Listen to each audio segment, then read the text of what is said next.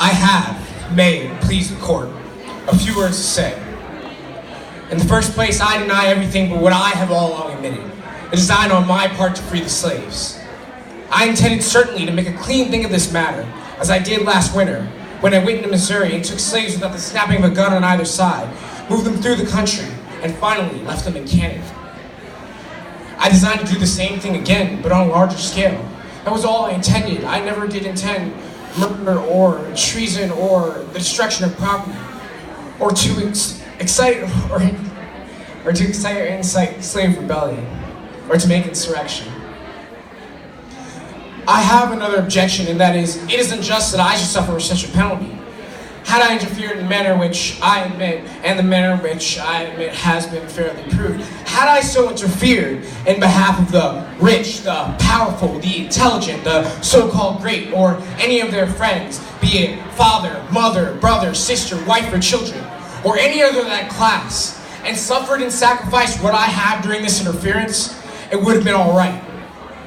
And every man in this court would deem it an act worthy of reward rather than punishment. This court, as I suppose, acknowledges the validity of God. There's a book kissed here which I suppose to be the Bible, or at least the New Testament. It teaches me that all things whatsoever I would men should do to me, I should do even so to them. It teaches me further to remember them that are in bonds is bound with them. I endeavor to act up to this instruction. I say I am far too young to understand that God is any respecter of persons, but I believe to have interfered as I have done, as I have always freely done in behalf of his despised poor, was not wrong but right. Now, if it is deemed necessary that I must forfeit my life for the furtherance of the ends of justice, and mingle my blood further with the blood of my children and millions in this slave country whose rights have been disregarded by wicked, cruel, and unjust enactments, I submit. So let it be done. Let me say one word further. I am entirely satisfied with the treatment I received during my child. Considering all the circumstances, it has been more generous than I expected. But I feel no consciousness of guilt. I have stated from the first what was my intention and what was not. I never had any design against the life of any one person, nor any disposition to commit treason, or excite slaves to rebel, or make any general insurrection.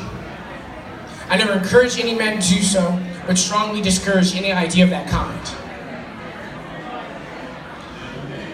Let me say a word in regard to the statements made by some of those connected with me.